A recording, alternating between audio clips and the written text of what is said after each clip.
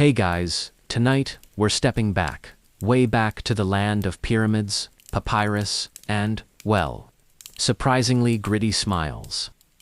You're in ancient Egypt now, sometime around 1500 BCE, and the Nile's just starting to stir as dawn stretches over Thebes.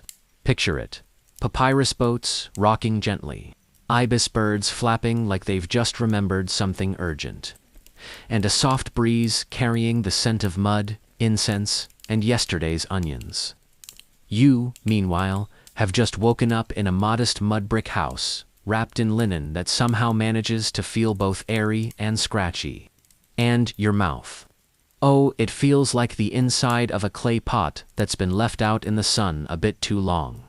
You try not to panic. You're used to modern toothpaste, the minty zing, the foamy luxury, but Here, oral hygiene means something entirely different. You grope for a mouth-cleaning routine with a toolkit that looks more like it belongs in a garden shed than a bathroom. And let's be honest, you probably won't survive this. At least, not without chipping a tooth or two.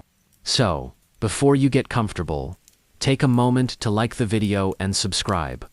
But only if you genuinely enjoy what I do here. And hey, leave a comment with your location and local time. I love seeing where in the world you're all tuning in from. Now, dim the lights. Maybe turn on a fan for that soft background hum, and let's ease into tonight's journey together. You stretch and sit upright on a simple woven mat, the first order of business. Dealing with this truly alarming taste in your mouth, you shuffle across the compact home, still blinking away the remnants of sleep, and reach for your morning toiletry kit.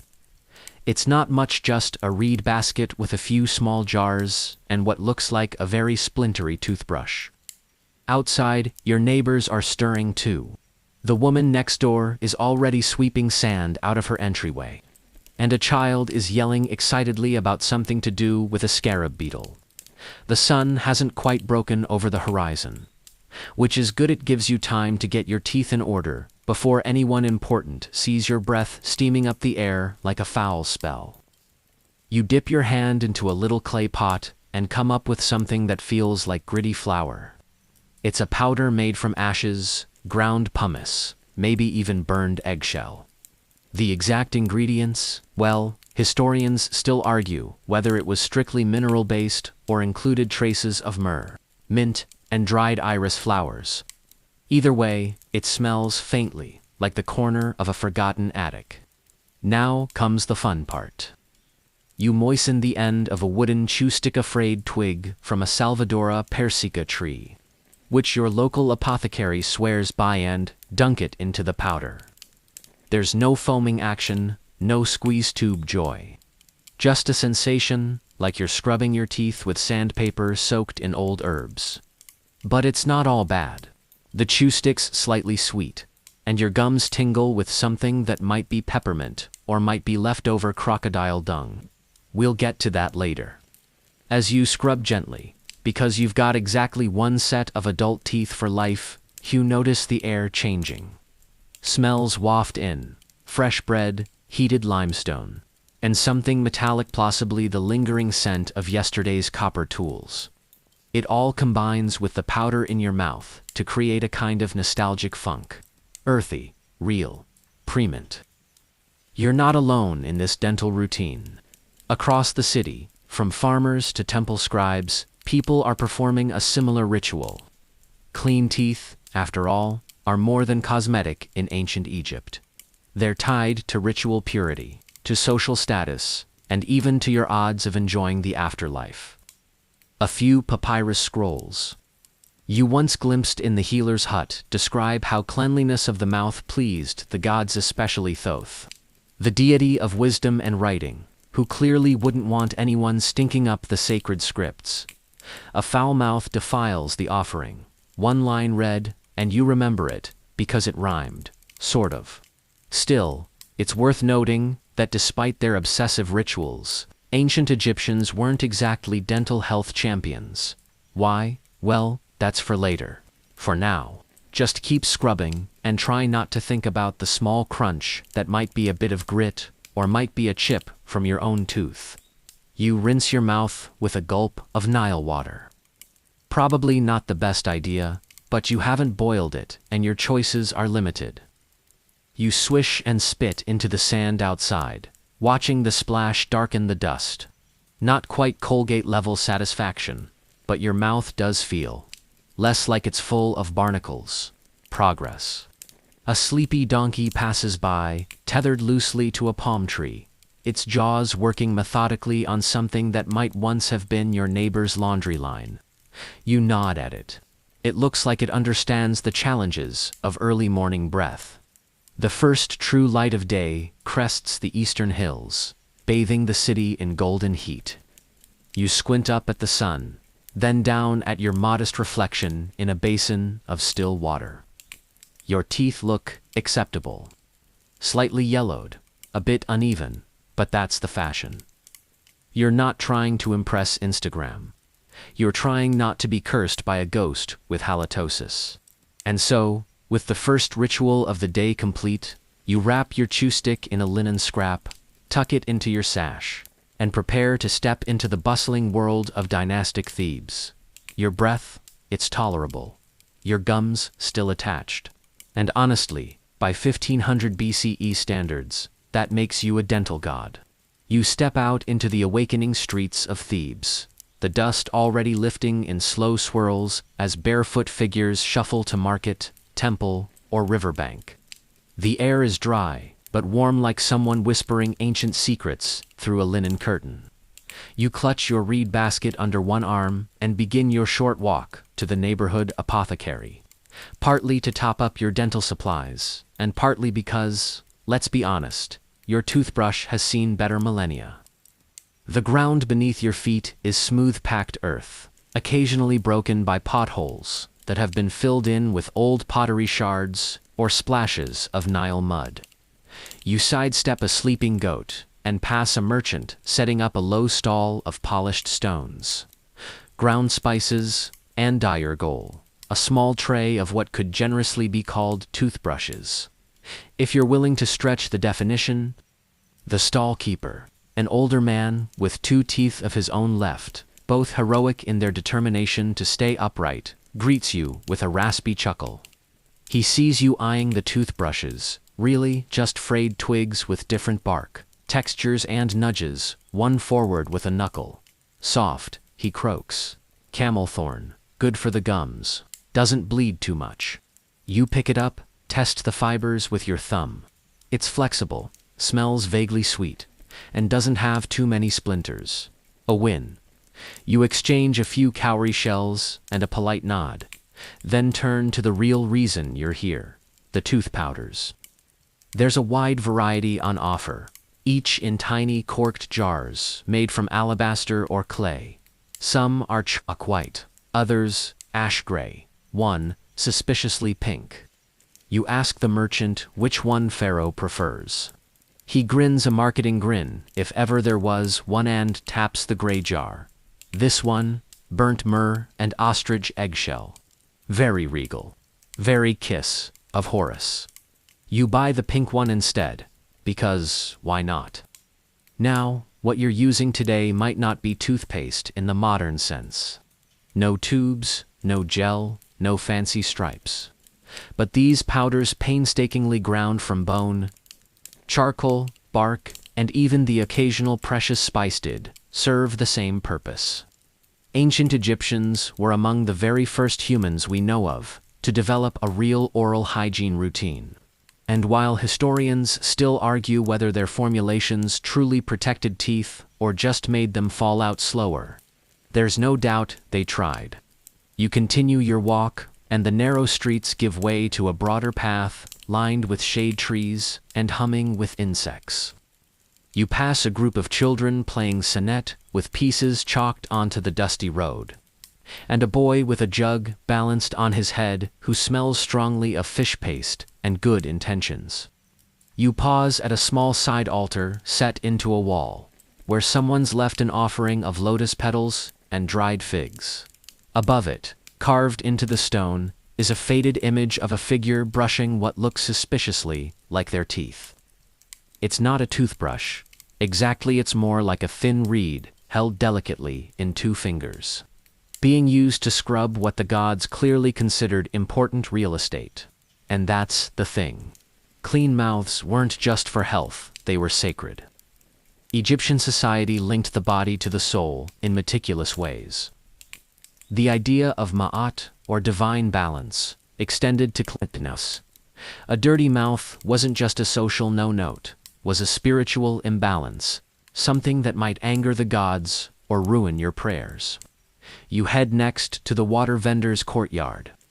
There's a short line, several workers, and a priest, with his ceremonial leopard skin draped over one shoulder. You wait, quietly, until it's your turn to fill your water pouch. As you do, you notice a woman beside you, rinsing her mouth with a brownish liquid. She spits delicately into a carved drain stone, then nods at your look of curiosity. "Henna bark and river mint," she says. "Makes you smell less like donkey in the morning."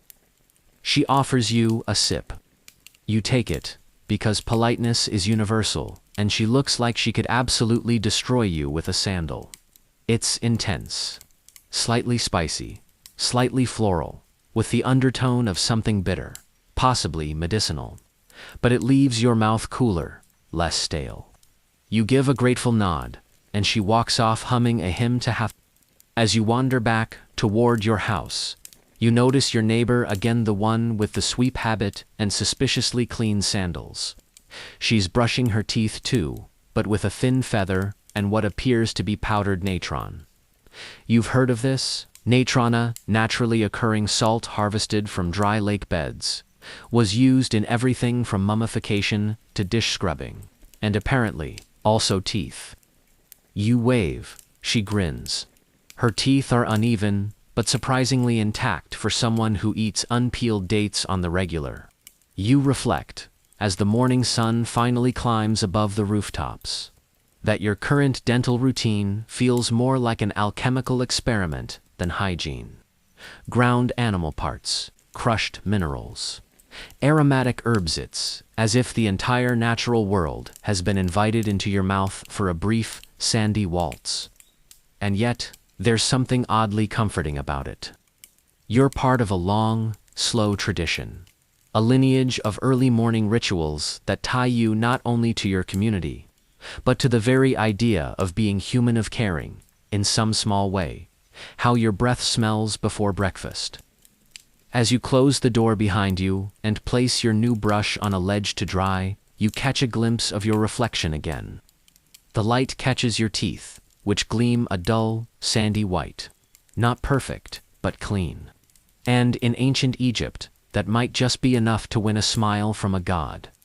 Word count, 1042. Awaiting continue. Section 3. You settle back into your home, brushing a few stubborn grains of sand off your linen tunic. There's still a bit of pink powder clinging to your fingertips, and your tongue is unconsciously testing your molars for any missed debris. You're just about to relax when your friend Akit pokes his head through the doorway. "Temple's open," he says, chewing a barley cake like it owes him money. "They've got the new cleansing blend. You coming?" You hesitate. More toothpaste. You've only just scraped the last of your tongue with a minty stick that may or may not have splinters. But curiosity wins. Plus, if the temple is sharing something new, it must be important. You grab your sash, dust off your sandals, and follow him out into the day. The temple's limestone walls glow under the rising sun, casting warm shadows across the colonnades. You pass palm trees swaying lazily and birds practicing their morning shrieks with abandon. At the entrance, the scent hits you heady, complex, floral, and faintly unpleasant. That's when you see the bowl. It's resting on a raised platform, attended by 2 priests with shaved heads and calmly inscrutable expressions. Inside is a thick, grayish paste. It glistens faintly, like river mud with ambition. You lean in, and the smell deepens, something vaguely like incense, something definitely like dung. And you're not imagining it. One of the ingredients in this new blend? Crocodile dung. Yes, the actual, literal excrement of one of the Nile's most sacred and terrifying creatures. You blink. Then blink again. Akit shrugs. Supposed to be cleansing. Sacred animal and all. Now, in modern times, the idea of using animal waste in hygiene sounds horrifying. But in the spiritual framework of the ancient Egyptians, crocodiles weren't just dangerous, they were divine. Sobek, the crocodile god, was revered as a force of fertility, protection, and strength. Using parts of his earthly form his output was thought to transfer some of that divine essence. And to be fair, crocodile dung does have antibacterial properties. Sort of. Historians still argue whether the Egyptians knew that consciously, or if they just noticed fewer infections and ran with it. The bowl, again. The priest gestures calmly. No pressure, but also you're very much being watched. So you take a deep breath and dip your chew stick into the paste. It's gritty, a little sour, oddly salty. You try not to gag as you scrub. Akit, meanwhile, is whistling cheerfully through his cleansing like he's brushing with honey. The ritual here is more than hygiene. It's spiritual preparation. The priests believe that to speak to the gods, one must not bring the foulness of the physical world into sacred spaces.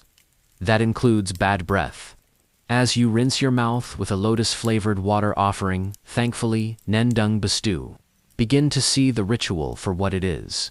Purification, not just of the teeth, but of intention, of presence. It's part of why the temple offers so many exotic blends, to engage not just the body, but the mind. And the ingredients get creative. One blend uses crushed turquoise, another includes powdered ox hooves. Odd choice until you consider their symbolic strength and the Egyptians' near total use of every animal part.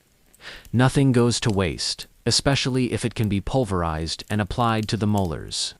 You spot a small papyrus scroll pinned to the wall behind the bowl. It's a recipe. You step closer, reading carefully.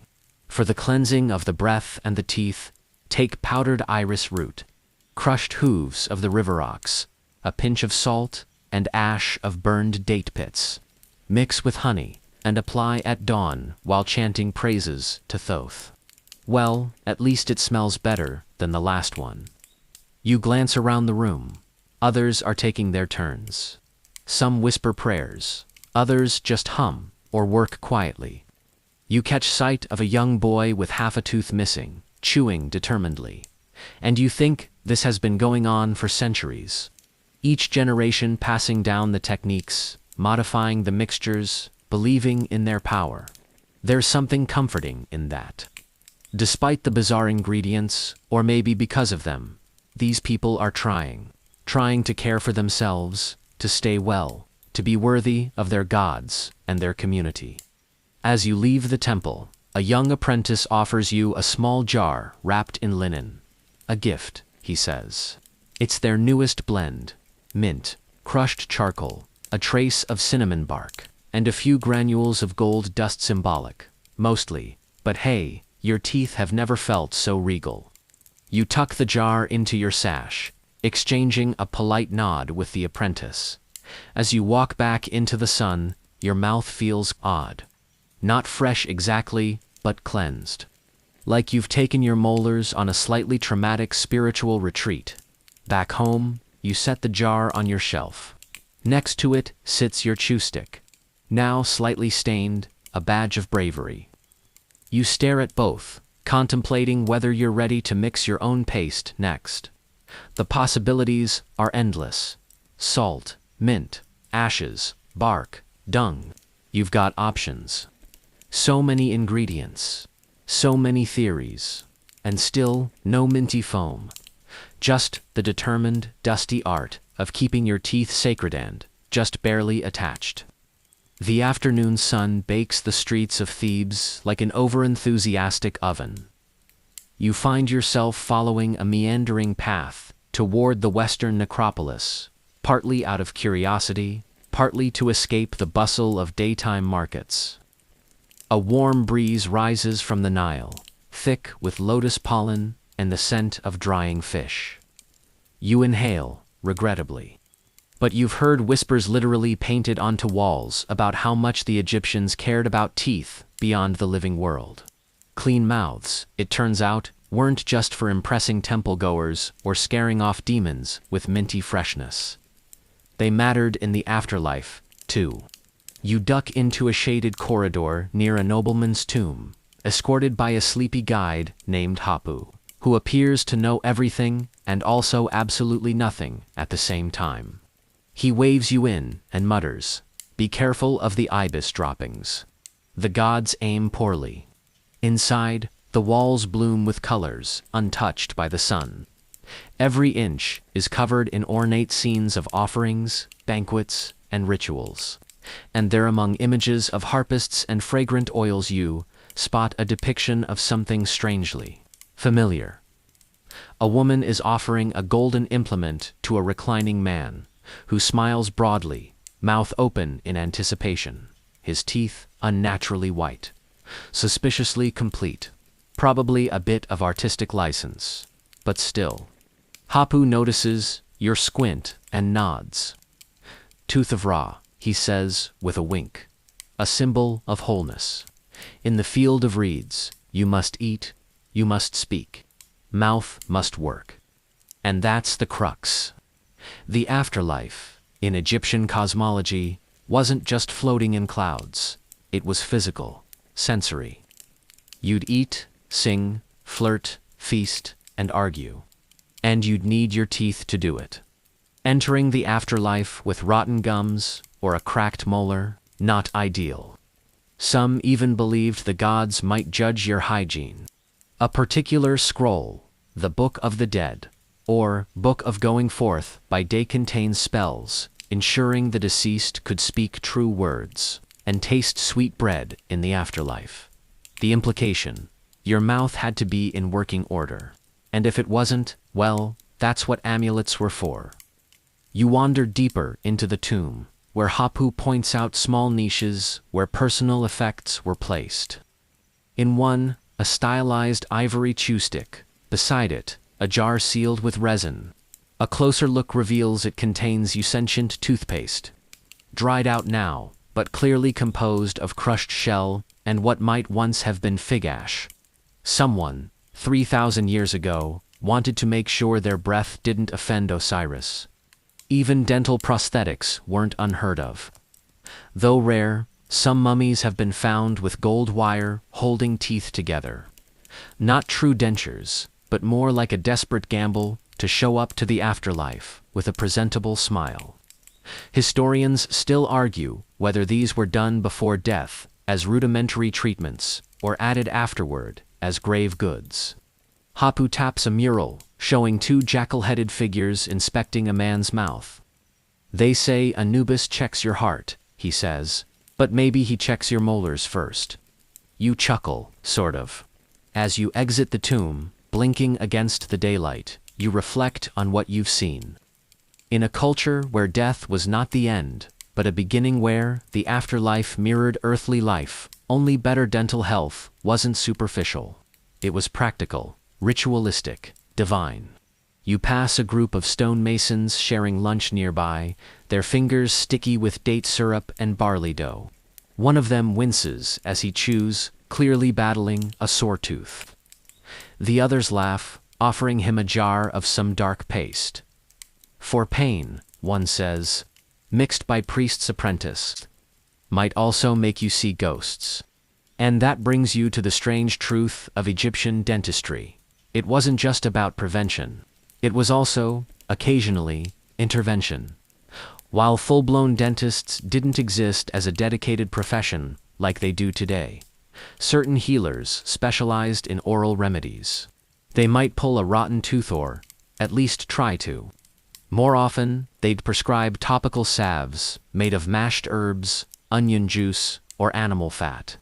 You remember hearing of one such remedy, a blend of cumin, frankincense, and beer foam, applied directly to the aching tooth. Not exactly a root canal, But hey, they worked with what they had. The sun is lower now, casting long shadows that stretch like sleepy cats across the dusty plaza. You sit on a stone bench near a small pool, feet aching, brain buzzing. You think again of the tomb murals of that smiling man with a golden toothbrush, ready for eternity. You wonder if his teeth were really that perfect, or if the artist, ever so gently, exaggerated. Probably the latter, but it doesn't matter. What matters is the intent. Even now, in this modern body, you feel the pull of that ancient mindset, that how you care for yourself, your breath, your smile, your presence matters, not just here, but beyond. You stretch, yawn, and absent-mindedly touch your teeth with your tongue. Still there, still yours. And tomorrow, you'll chew another twig, rinse with another brew, and walk back into history, one scrub at a time. Later that evening, after your brief brush with the underworld and its suspiciously sparkling smiles, you find yourself wandering back to Ward, the city's artisan quarter, less spiritual, more fragrant. This is where the magic of smell happens. Perfumers, incense, grinders, and herb sellers, all packed along winding lanes with names like Street of Lotus and Place of Many Pigeons. You're here for something specific though, a mouth rinse, not a humble splash of river water or beer. Yes, some folks tried that. But the kind of aromatic concoction reserved for priests, courtiers, and those who didn't want to smell like goat tongue in public. The air here is dense with aroma. It's like a spice market and a florist got into a friendly argument. You pass a stall selling bundles of dried peppermint next to one hawking lotus oil in delicate blue bottles. Further along, an old woman waves you over. She's hunched her linen robe, patched at the elbows, but her eyes gleam with quiet confidence. You need something for the mouth, she says, without preamble. Peering at you, as if she can already smell what's happening inside your face. You nod. She gestures for you to wait and begins mixing. First goes in a handful of dried myrrh, resin crumbled with a stone pestle until it's like snow. Then a scoop of dried rose petals, crushed with a sigh of nostalgia. A drop of honey, a splash of palm wine. Then something you don't recognize. A pale powder that smells faintly of leather and smoke. You raise an eyebrow. She grins, revealing a full set of surprisingly intact teeth. Goosebone ash, she explains. For purification, also keeps your gums from running off in protest. You thank her, offer a few beads in return, and take the small jar. It's heavier than it looks, and you swear it pulses with the power of several ancient herbs in heated discussion. Mouth rinses, it turns out, were quite the trend. Historians now believe that Egyptians used a variety of them, often depending on their class and job. Priests used floral and resin-based rinses to prepare for rituals. Laborers might simply swish beer or salted water. And everyone from scribe to street dancer agreed on one thing. Nothing says good morning like a rinse that both burns and soothes. You duck into a shaded alcove and take a small sip. It's thick, slightly bitter, and leaves a trail of tingling sensation from gums to throat. You're not entirely sure if you're cleaner or just mildly buzzed, but either way, your breath now smells like a bouquet that got lost in a forest fire in a good way.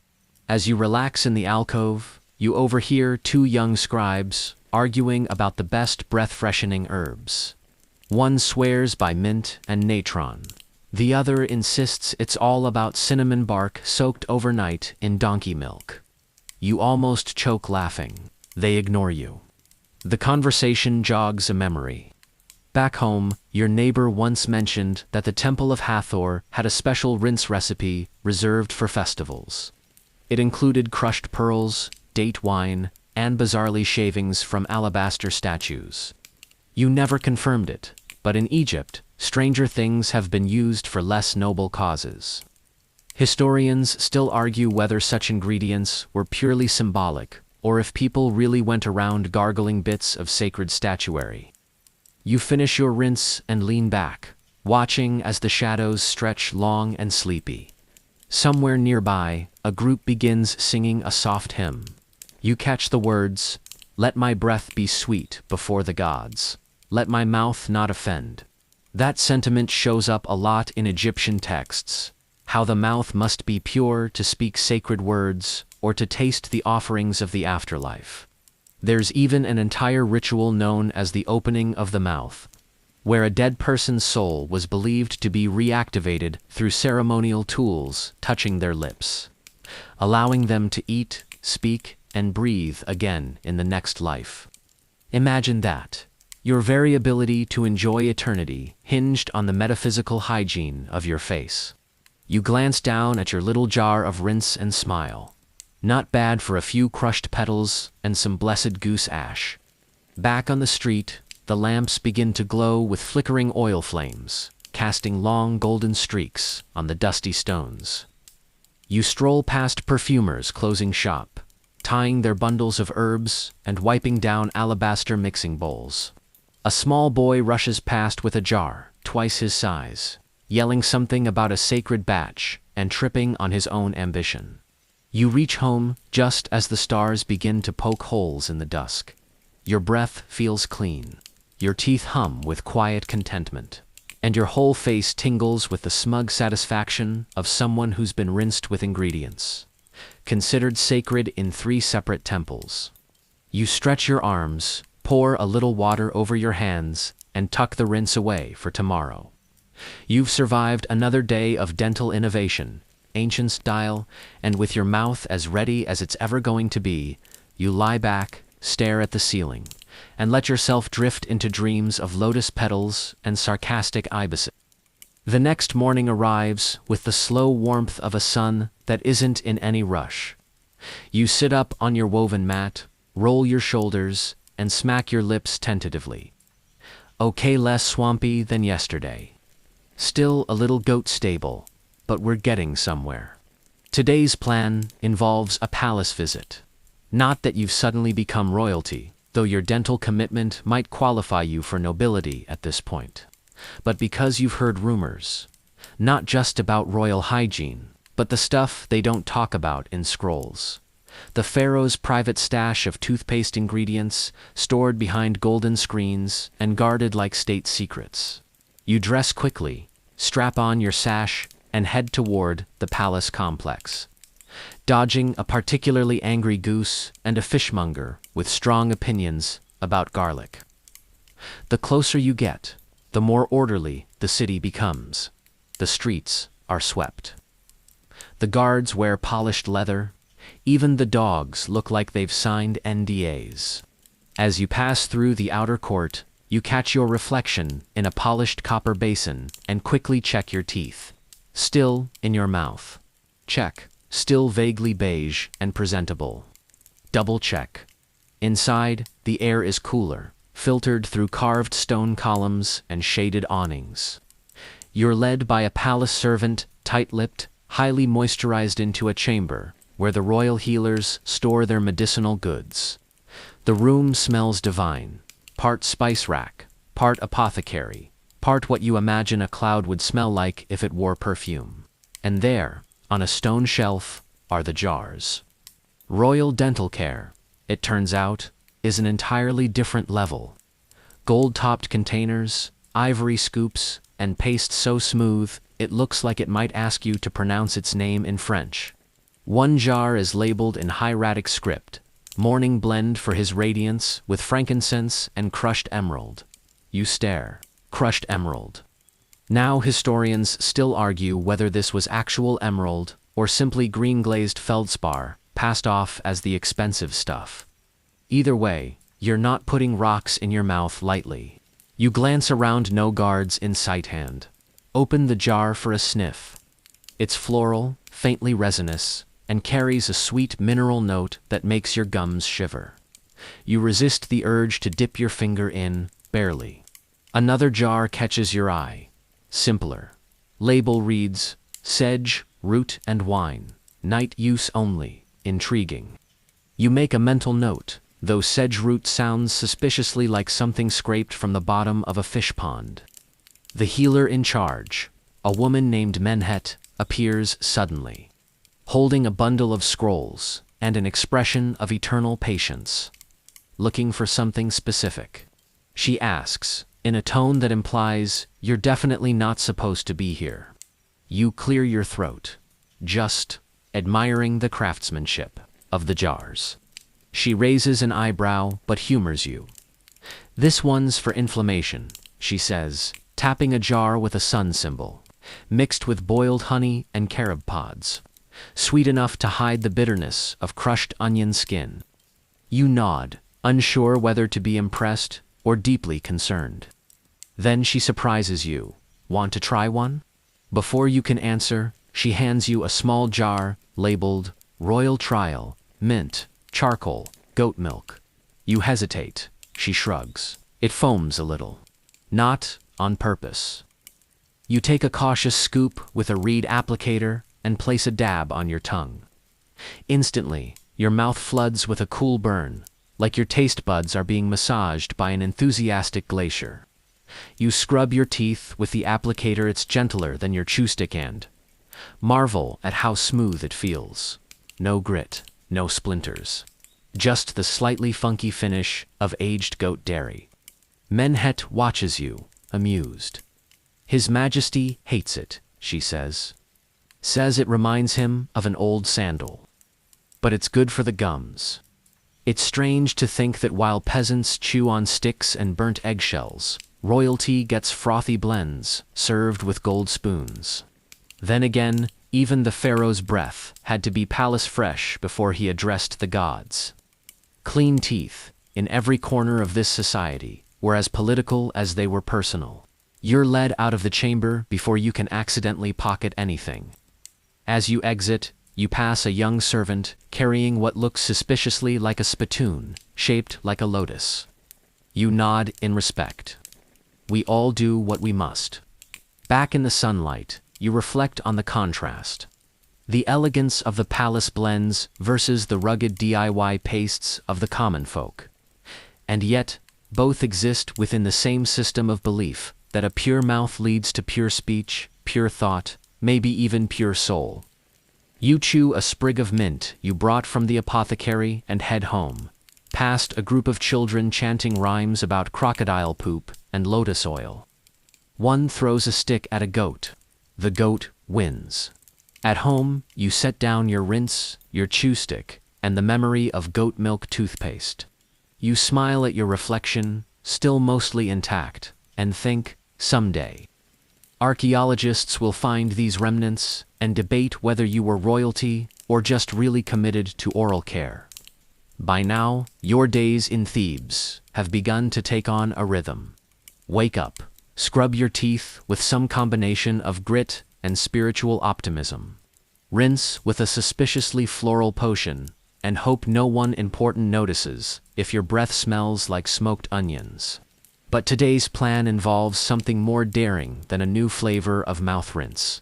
You're heading to the scribal quarter to meet an old friend of your uncle's, a retired temple scribe named Penty, who apparently knows everything about ancient medicine. More importantly, he knows all the weird stuff people used to do when their teeth decided to betray them. You wind through alleyways, past mud-brick homes and stray cats who clearly think they own the city. The air smells of lentils and ink. You arrive at a small courtyard shaded by a drooping fig tree, where a man with wild hair and even wilder eyebrows is hunched over a scroll that's longer than your bed. "Sit," he says without looking up. "Your teeth hurt yet?" You blink. "No." He grunts. "Give it time."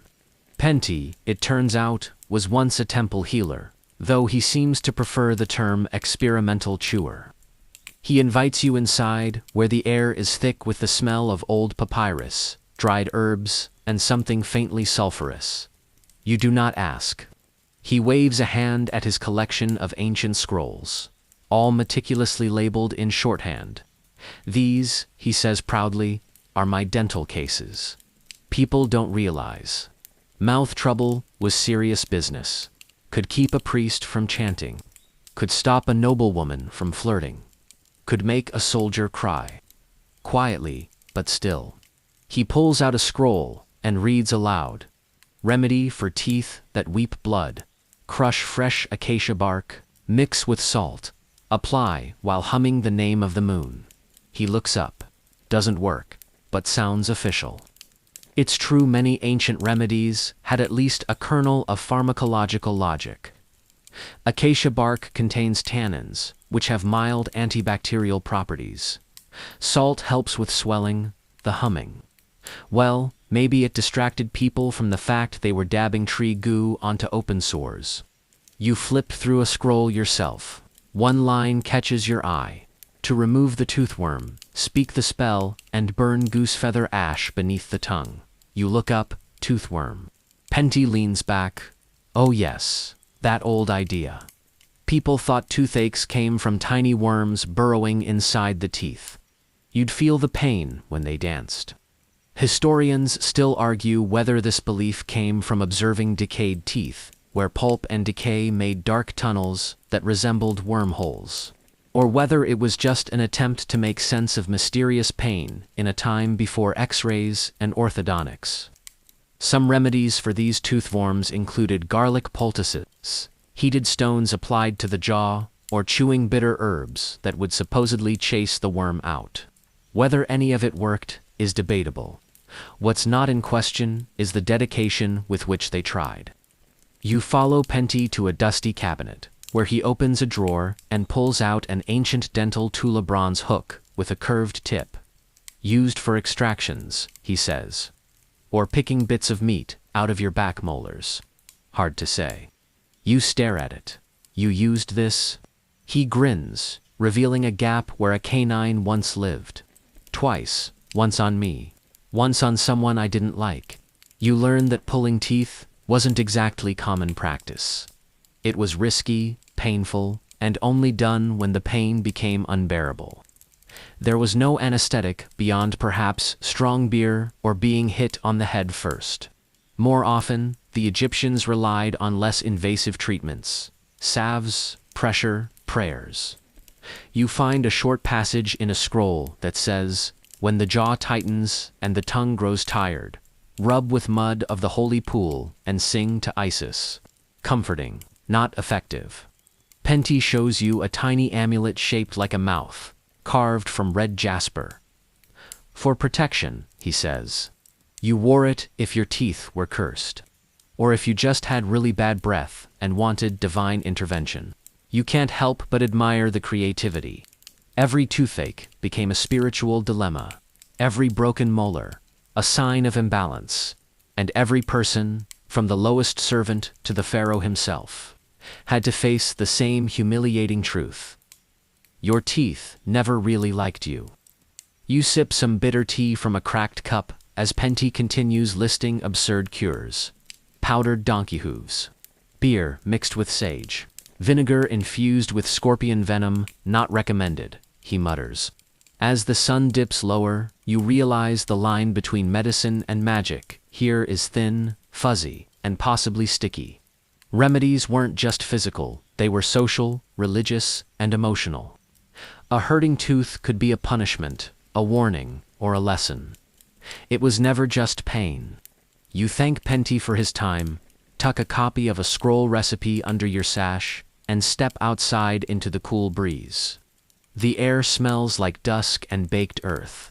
Your teeth feel fine for now, but you carry with you the quiet knowledge that even in a society of gold, gods, and geometry, no one really had dental peace. As you walk home, the temple bells chime faintly in the distance, and a child runs past shouting, "I lost a tooth." Someone nearby cheers. Another mutters, "Bury it under the sycamore." You smile, still attached, still yours. And that, here in Thebes, is worth celebrating. The morning air arrives wrapped in heat, long before the sun has fully crested the desert horizon.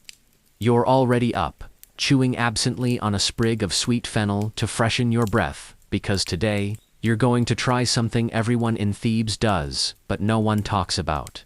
Eating breakfast. Specifically, eating barley bread. Or, as your molars are about to find out, Egyptian dental roulette. You wander through the neighborhood market, where the smells are glorious. Roasted onions, honey cakes, date paste, and fresh loaves, still warm from the communal oven. The loaves look innocent enough round, cracked at the edges, often shaped like tiny pyramids. You choose one at random and take a cautious bite. Crunch. That's not just crust. That's gravel. You freeze mid-chew, tongue cautiously prodding the suspicious shard. It's not a rock exactly. It's sand. Ground-up stone. Possibly a remnant of the grinding process from earlier that morning. And that, as it turns out, is a staple feature of the ancient Egyptian diet. Their bread was nutritious, sure, but also frequently filled with microscopic murder weapons. The flour wasn't sifted or gently milled in some pristine bakery. It was ground using flat stone querns, often with granite, sandstone, or basalt.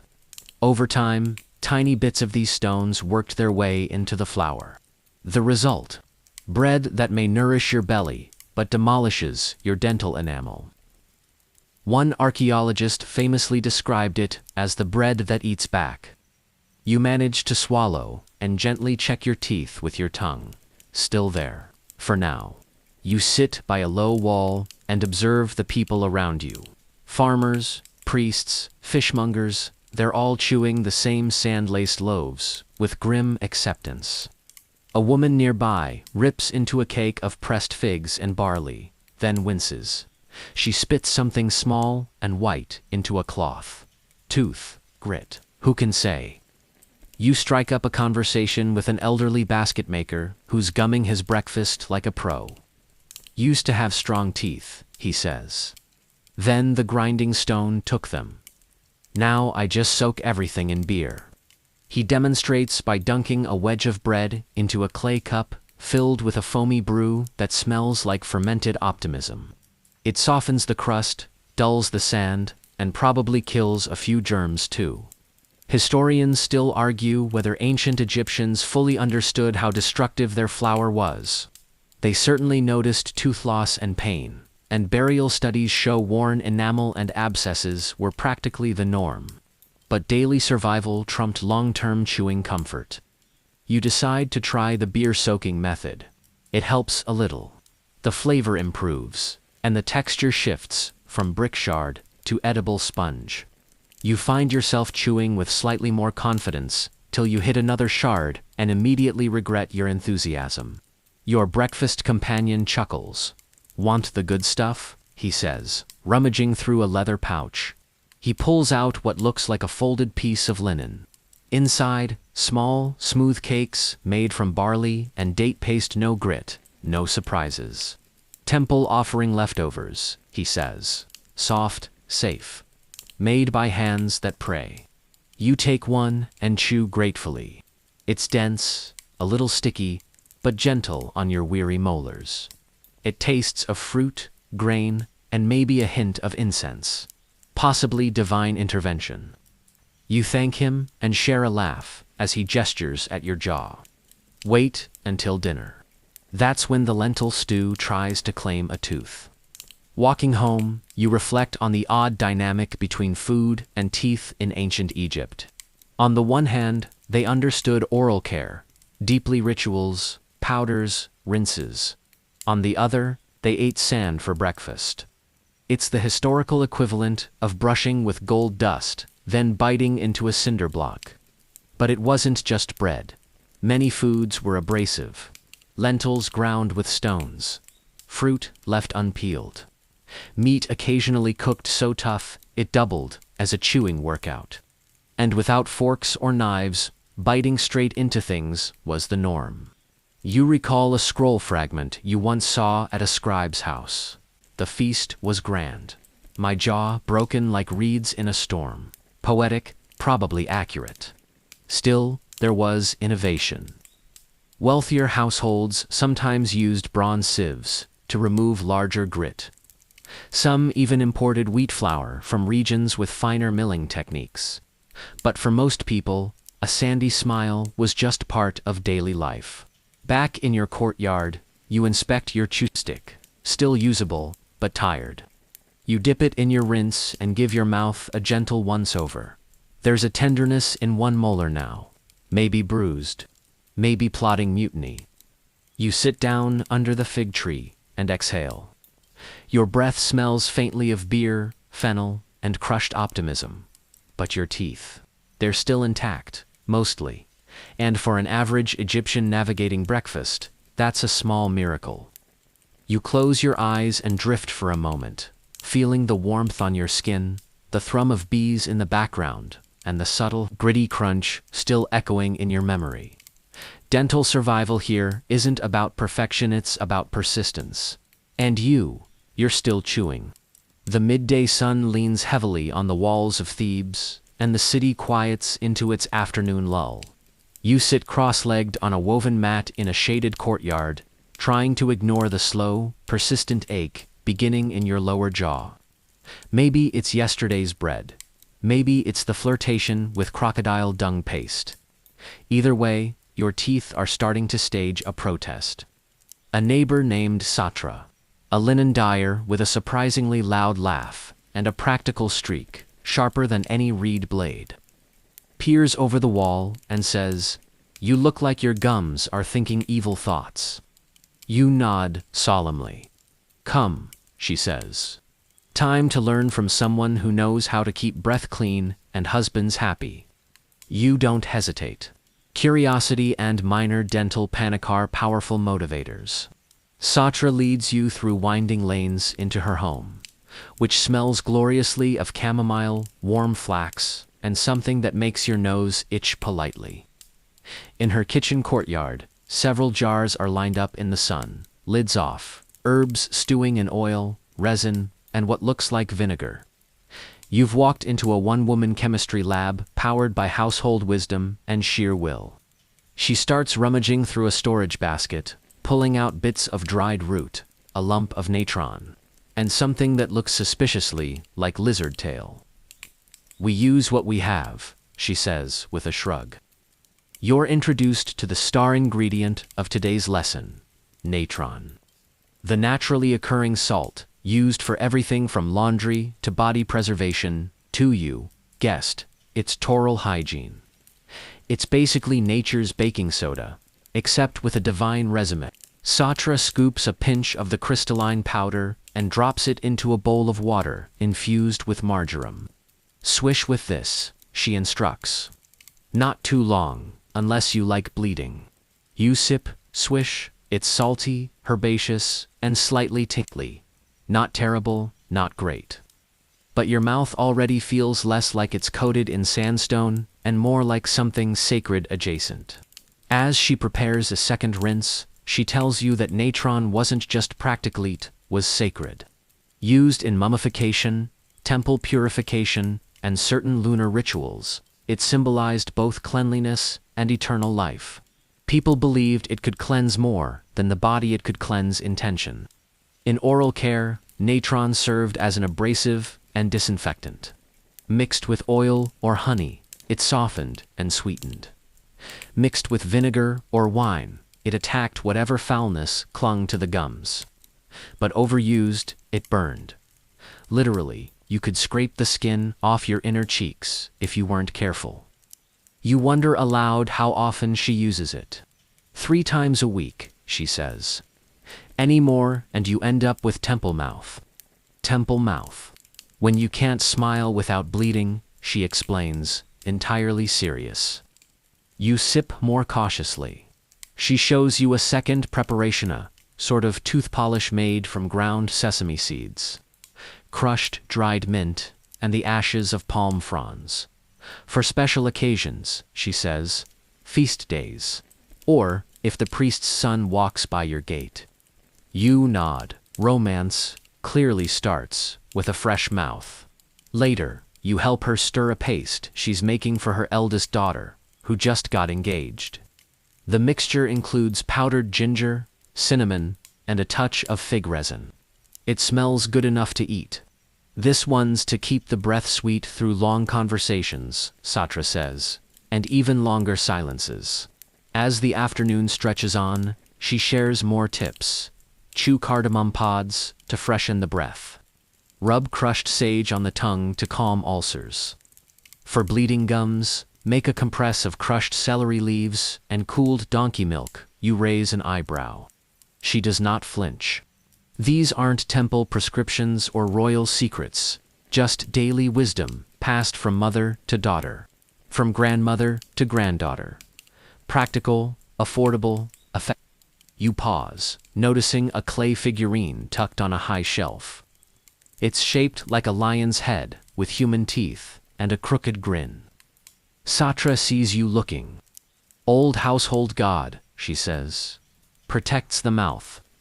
Also tells me when guests lie about liking my bread. You laugh, and so does she. The mood is light, but her eyes are sharp. Teeth matter, she says finally, rinsing a bowl. We eat, speak, kiss, pray, all with the mouth. Keep it clean, and the rest of life listens better. You leave with a satchel of dried herbs, a little jar of her mint paste, and a newfound respect for natron and matriarchs. Your teeth feel a touch smoother. Your breath, well, less alarming. Back home, you set her jar on your shelf, right next to your crocodile dung paste and royal goat milk blend. It's turning into quite the collection. Ancient Egypt didn't have dentists, but it had everyone else wives, widows, warriors doing their part to keep decay at bay. You smile into a polished bronze mirror. Still there, still yours. And now, slightly minty. The next day finds you walking through the desert outskirts, a stretch of baked earth that rolls westward from Thebes toward the land of the dead end. For your purposes today, the land of ancient molas. You've managed to secure a spot helping a small embalming crew, not because you're especially qualified, but because one of the workers owes your neighbor a favor involving a goat, a ladder, and too many figs. You're not here to mummify anyone, thankfully. You're here to see the teeth. The ones that survived time, tomb robbers, and overly gritty bread. Because, if anyone in Egypt knew how to preserve what mattered, it was the embalmer. The workshop is surprisingly clean, shaded with papyrus awnings, and smells of resin, salt, and occasional mystery. In one corner, linen strips soak in palm wine. In another, tools gleam quietly bronze hooks, scraping spatulas, small scoops, the tools used to clean, cure, and sometimes adjust the body for eternity. A young embalmer named Harry introduces you to the real stars of the show, the mummies.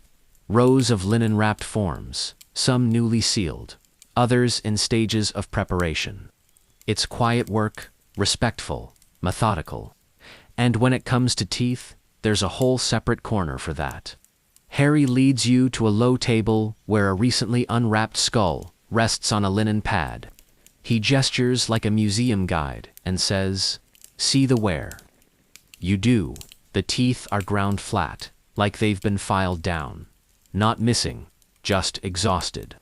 The molars especially look like someone's tried to chew through bricks. That, Harry says, is bread, and stone. And bread again. He shows you another skull, this one belonging to what records suggest was a priest. The front teeth are intact, the molars more heavily worn. Probably ate softer food, higher status, less sand. Archaeologists today use mummy teeth like data logs. They can determine age, diet, class, even certain illnesses. In ancient Egypt, these teeth also told a quieter story, the choices people made, the rituals they followed, and the cost of a lifetime of chewing optimism. You ask about repairs. Harry nods slowly and shows you a third skull. This one has something unusual, a small hole where a molar should be, with traces of gold still visible around the edge. Not common, he explains. Gold wire. Tied two teeth together. maybe after one cracked.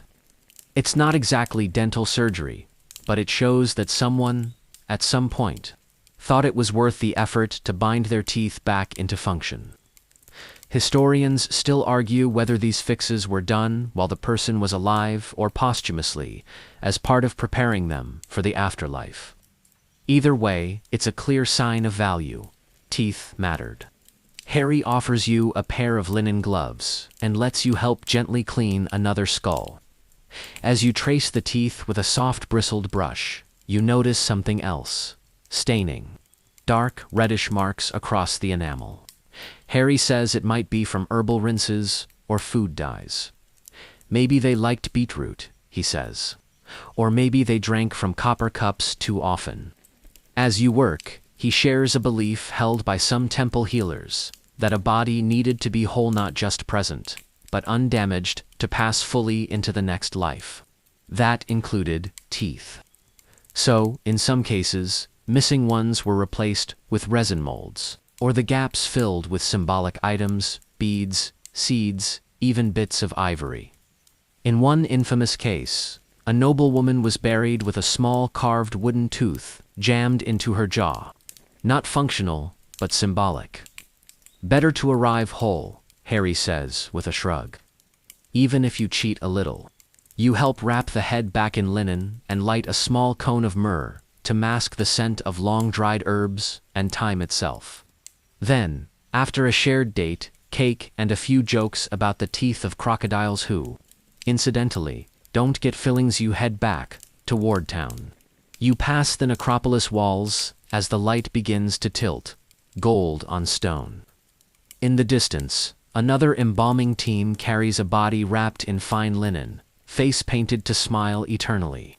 You wonder what their last meal was, if their teeth ached, if someone, somewhere, tried to fix them. Back home, you open your growing jar collection and inspect your tools. Rinse powder, frayed brush, it's a humble kit, but you've seen now how much even humble efforts matter. Your ancestors knew it too. Their mouths still whisper, sometimes literally, from tombs. You chew a dried fig, slowly, carefully. Your molars press together and don't protest, for now. You think of the gold wire, the resin molds, the cracked smiles beneath the sand, and you smile back. The sun is barely peeking over the rooftops when you find yourself at the door of the local scrollkeeper, wiry man named Jehutims, who smells faintly of ink and roasted chickpeas. He doesn't look surprised to see you. Word travels fast when you're the person in town suddenly obsessed with ancient toothpaste. "Come in," he says, careful of the cat. She thinks she owns the medicinal texts. You step inside and are immediately engulfed in a soft dustiness that smells like old parchment. Dried lotus and melted beeswax. Scrolls line every wall, stacked in neat piles or bound with linen ribbons. The cat, for her part, watches you with absolute disdain from atop a shelf labeled internal remedies. You're here to look at prescriptions, the real ones. The ones written on fragile papyri, tucked away behind clay seals and under the constant threat of being nibbled by time or a particularly ambitious rat.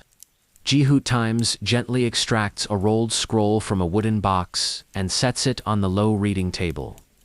He begins to read aloud. To make a mouth comfortable and sweet-smelling, grind ochre with crushed willow bark. Add dried mint and a drop of goose fat. Rinse after sun touches the house. You blink. Ochre. Goose fat? That's bold. He explains patiently. Ochre for cleansing. Willow bark for pain. Fat to bind. Mint for charm. Timing, always important. You ask if people followed these recipes exactly. He shrugs. Sometimes. Sometimes they substituted. If you don't have goose fat, you use date oil. If you don't have ochre, you just complain more. The scrolls offer a glimpse into a world that took medicine seriously, but also personally. Every household had its own variations. Remedies passed down orally, scribbled into the margins, changed subtly, over generations. What worked for a grandmother might not work for her son, so people adapted. Another scroll reads, "For a tooth that cries blood, mash lentils and apply with a cool stone. Say the name of the moon 3 times. You arch an eyebrow." Yes, Jehu Times says. Many teeth were apparently emotional. You both laugh, but the scrolls keep revealing the depth of the Egyptians' oral remedies. Some prescriptions are complex, involving combinations of honey, cinnamon, vinegar, and malachite powder. Others are short and oddly poetic, like this gem. When the mouth burns and the tongue refuses, chew the bark of the sycamore and whisper to Isis. It's not all guesswork, though. Willow bark, for instance, contains salicina, natural pain reliever. Honey has antibacterial properties. Vinegar and natron were legitimate cleansers. Even the lentils, well, probably just comfort food, but who's judging? Historians still argue whether these remedies were primarily medicinal, ritualistic, or both. The line is blurry, but that was the Egyptian way. Body and spirit entwined like reeds in the Nile. As Jehu Times reads, he uncovers a small tablet tucked between scrolls, a rare clay copy of a recipe thought to have originated in Nubia. It reads, "To soothe the cracked tooth, smoke crushed onion skin with dried herbs. Breathe through the mouth while standing in the sun. You squint. Smoke." He nods. Inhalation therapy. Very modern, if you ignore the onion part. He lets you browse for a while. You find lists of tooth powders with ingredients like dried ginger, juniper berries, carob husks, and one that involves burning turtle shells, thankfully crossed out with a warning that it causes angry dreams. There's a notable scroll titled "For Teeth That Refuse Service," which contains several pages of increasingly disparate advice. At one point, it simply says, "If nothing else works, talk less." You copy down your favorite recipe to try later. Powder of dried date pits, bark of the willow, a pinch of natron mixed with river mint and honey. Apply to teeth before bed while thanking Thoth for the words you'll speak tomorrow. Elegant, simple, weirdly comforting. Before you leave, Jehu Times hands you a scrap of papyrus with one final remedy. One, he says, is especially popular with scribes. When breath is foul and page is blank, chew frankincense until the mind clears. You thank him and step outside, blinking at the bright sunlight. The city hums with life again, water vendors shouting, donkeys trotting, a priest muttering about someone's sandals being cursed. You walk home slowly, scroll tucked under your arm, tongue instinctively pressing against your front teeth. Still there, still cleanish. You've learned that Egyptian medicine wasn't about guarantees. It was about balance, faith, and a good rinse when life got messy. Back in your courtyard, you brew a little rinse with the date pit recipe, then settle into the shade. The cat from the archive has followed you, claiming your mat with an audible sigh. You swirl the rinse, breathe through your nose, and smile faintly. Somewhere, surely Thoth approves. The late afternoon is melting into a soft golden haze, the kind of light that makes even cracked mud walls look like sculpture. You're back at the Temple of Amonat as a tourist this time, but as a curious listener, tagging along with a junior temple attendant named Kai, who, as he puts it, knows all the weird stuff they don't put in the chants. You follow him through a side entrance, flanked by reed screens and discreetly sweeping novices. Kai leads you through a series of increasingly fragrant hallways, until you emerge into a room that smells like a basket of spicy incense, had a polite argument with a bouquet of sacred herbs. This is the temple's divine preparation chamber, where offerings to the gods are cleansed, arranged, and crucially purified by breath. Every tool here, every item, every priest, must be immaculately clean, including the mouths. Kai points to a shelf lined with tiny jars, each labeled with symbols you can just barely decipher. These aren't the basic, mortal-friendly mixtures you've seen in markets or kitchens. These are reserved for divine rituals. Toothpastes for the gods. These blends, Kai says with a dramatic whisper, are not for everyday mouths. Only used when preparing the sacred offerings or reciting the most serious spells. You lean closer. One jar contains what looks like powdered lapis lazuli, mixed with crushed lotus petals. Another has a glittering substance, perhaps ground pearl, or a very sparkly salt. A third is simply labeled, "For the breath of Osiris." The ingredients are decadent more: cassia, cloves, cinnamon bark, bits of crushed cedars so rare and sacred that the priests are forbidden from swallowing them. Just a dab on the tongue, a gentle polish on the teeth, and a mouth rinse made from lotus water and honeyed wine. Swish, spit, and speak divine words like your molars were carved by Ra himself. You watch as a senior priest prepares his blend for evening prayers. His chew stick is no twig from a street market hit's carved ivory, inlaid with tiny turquoise beads. He dips it into a golden dish of fragrant paste, applies it gently, then hums softly while brushing. You ask Kai how these recipes were developed, he shrugs. Revelation, trial. Or maybe one priest just had very expensive taste. Historians still argue whether these divine blends were symbolic gestures or believed to hold genuine cleansing power. Most likely both. To speak in the presence of gods required ritual purity at every level, from head to toe and, definitely, from tongue to tooth. You spot a small scroll tucked into a niche on the wall, covered in neat red and black hieroglyphs. Kai reads it for you. Let the breath be as sweet as the blue lotus. Let the tongue speak only truth, as the ibis flies. Let the mouth be free from decay, so the words reach the ear of the gods, unspoiled. It's poetic, but also practical. These priests aren't just polishing their teeth for spiritual fun. They're maintaining their ability to perform. A priest who enters the temple with foul breath could be seen as corrupting the ritual. Clean mouths meant clean spells. Clean spells meant divine favor. And divine favor, as any scribe will tell you, is excellent insurance. Kai lets you try a safe Fornan priest's version of one of the blends. Ground mint, honey, and a rare desert salt infused with dried chamomile. It's soft, floral, and oddly grounding.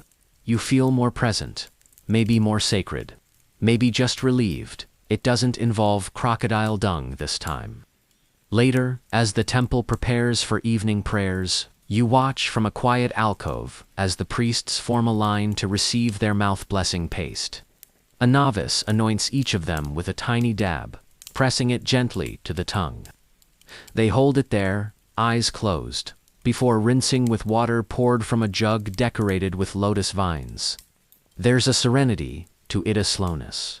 This isn't brushing in a hurry before work. This is brushing as ritual. Brushing as reverence. Brushing not just for self, but for the divine. You whisper a question to Kai. Did the gods use toothpaste? He grins. If they did, I hope it tasted better than the stuff for the living.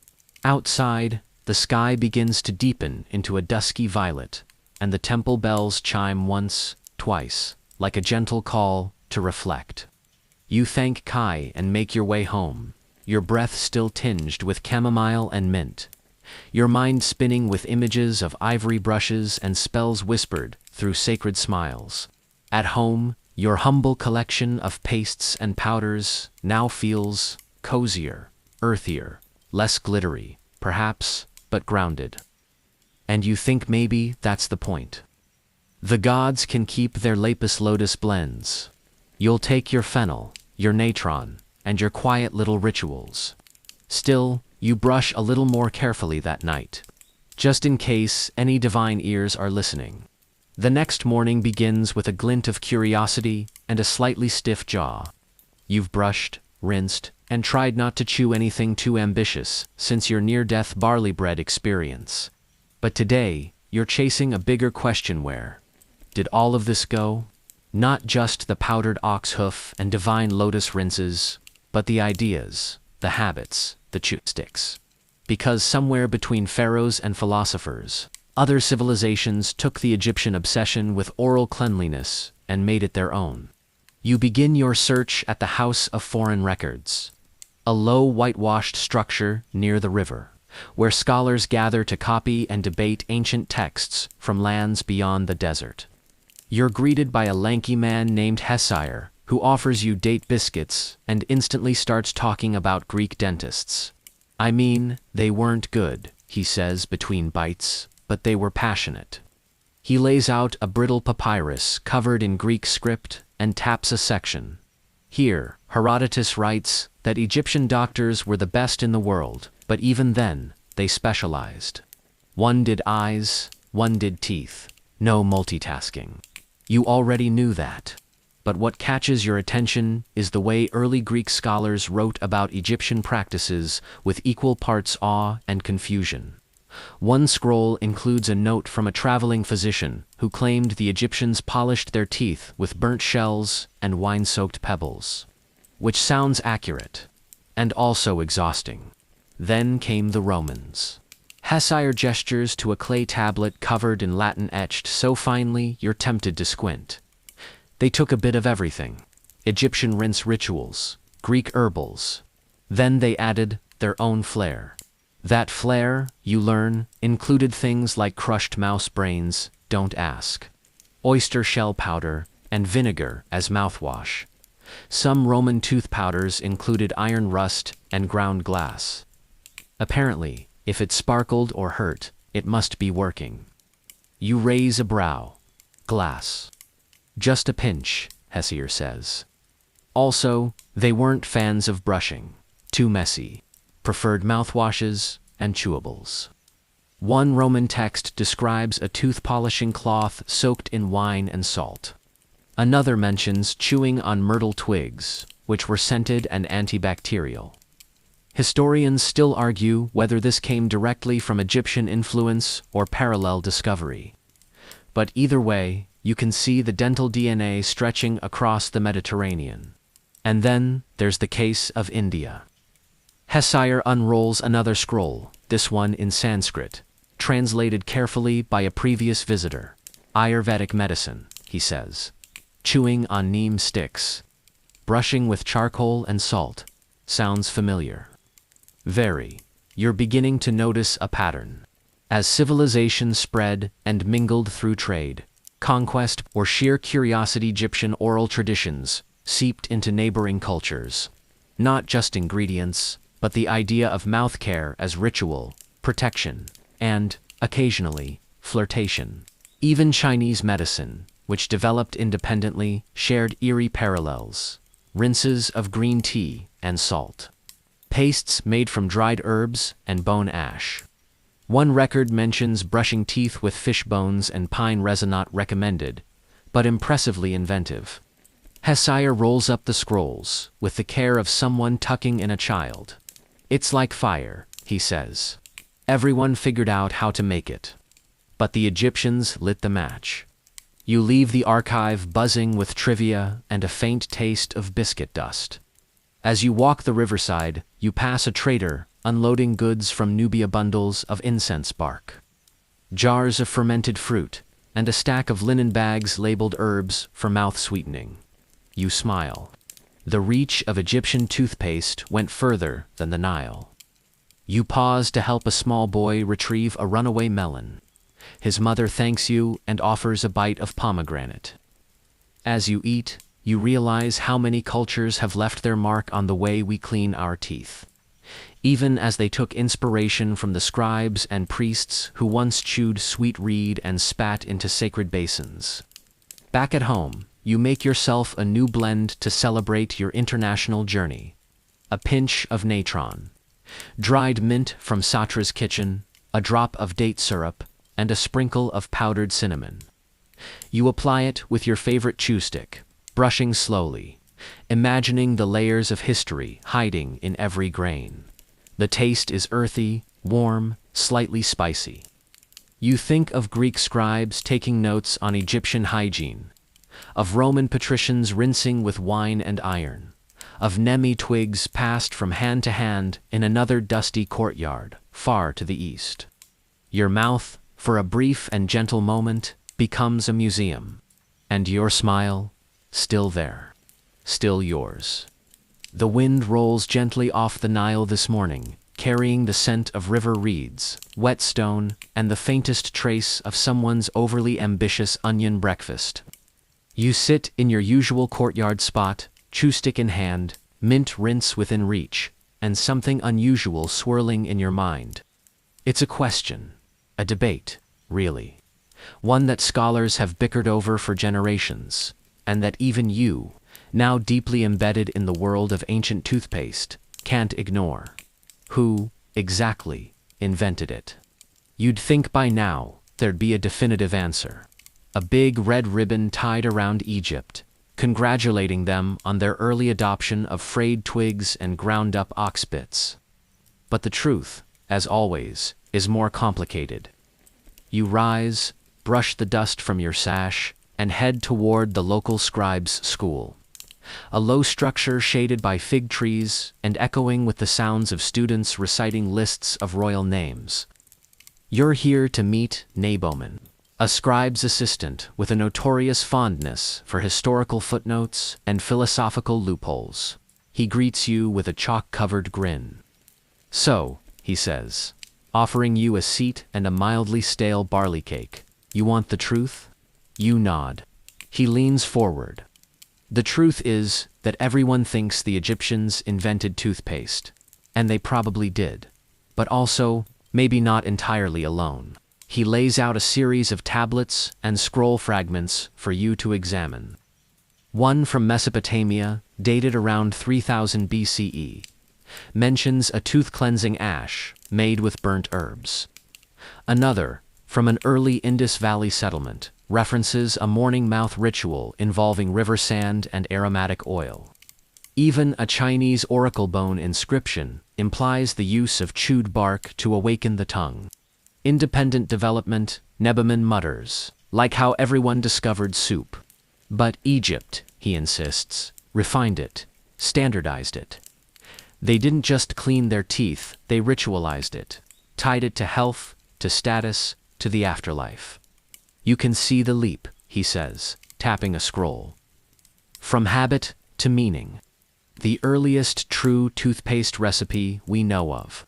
That's undeniably Egyptian.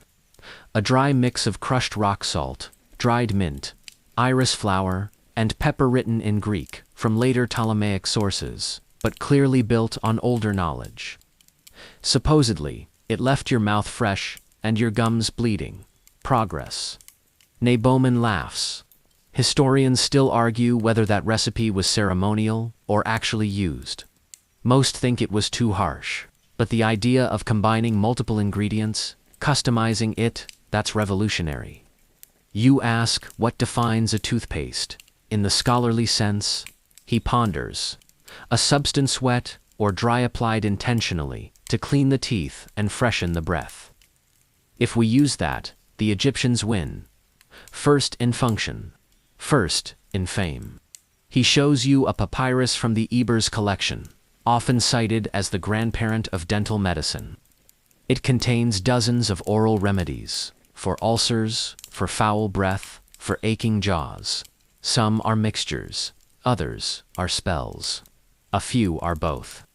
Your favorite remains, the one that simply says, "For a mouth that does not wish to be foul, speak kindly and chew mint." Naboman shrugs. Can't argue with that. You thank him and head out into the mid-morning light, the air now warming to its familiar oven breeze setting. You wander through the market, noticing the herbalists grinding powders, the mothers telling their children to rinse before prayer, the quiet normalization of what once seemed eccentric. Toothpaste, it turns out, isn't just a product, it's a thread. A daily ritual woven through millennia, across languages and empires and breakfast tables. It's gone from sacred blend to market staple to global industry, but its soul, still Egyptian. or, at least, proudly old. You stop at your favorite stall and pick up a small jar, labeled simply, "For breath and blessing." The merchant grins. Made with mint, fig, ash, and riverstone. Only hurts a little. Back home, you open your jar, dip your chew stick, and smile at the familiar tingle. Your teeth aren't perfect. They're not blindingly white or totally smooth, but they're clean. They're still working. And somewhere, in a dusty corner of history, a priest nods in approval. So, who invented toothpaste? The answer, like most good ones, is both complicated and oddly satisfying. Let's call it a group effort. Evening drapes itself over Thebes like a freshly woven linen sheet, warm, soft, and just a little dusty. You're sitting on your courtyard bench, the last of the sun slipping below the western hills. The Nile glowing like a river of melted copper. You swirl a final rinse of lotus-infused water around your mouth. Slow and reflective, like a scribe finishing the final brushstroke of a scroll. It's been a long journey.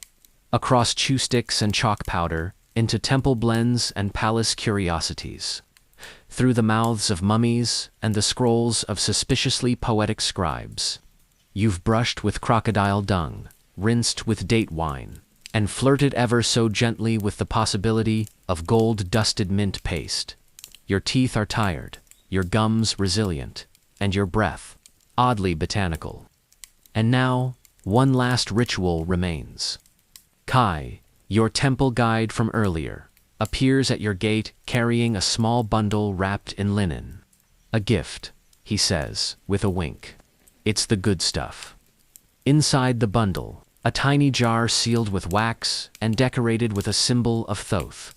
You recognize it instantly, a final cleansing blend, used only during solstice rituals, when high priests would wash their mouths before reciting the oldest hymns. Its ingredients, subtle.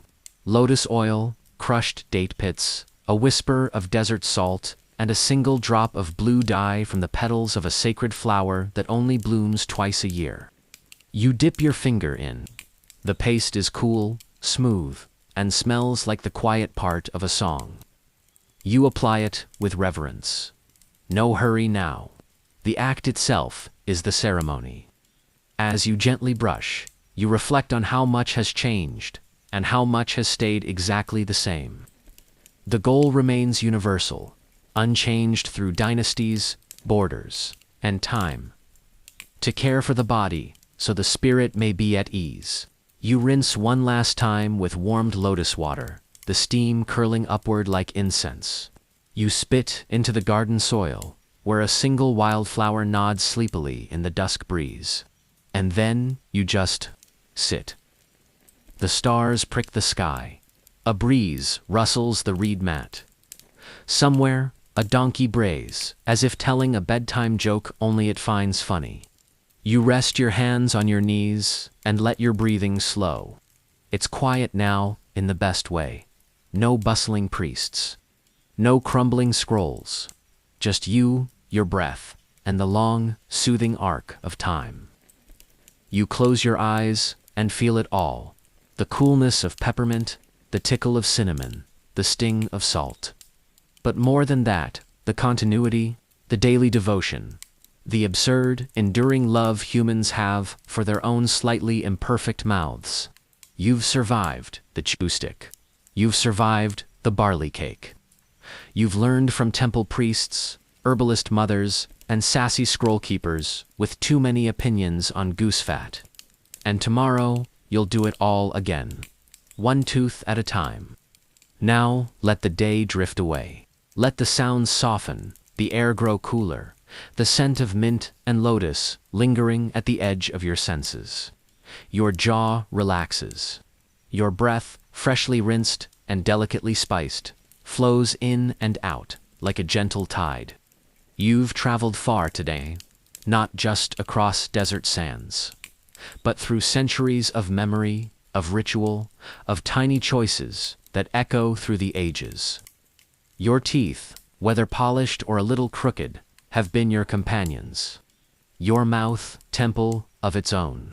You are clean, you are calm, you are ready for rest. The sky overhead deepens from dusk to true night, stars blooming slowly in the firmament. Somewhere, beyond this world, gods with perfect enamel nod in quiet approval. Let the night take you. No more chewing, no more scrubbing. Just stillness, just peace, just sleep.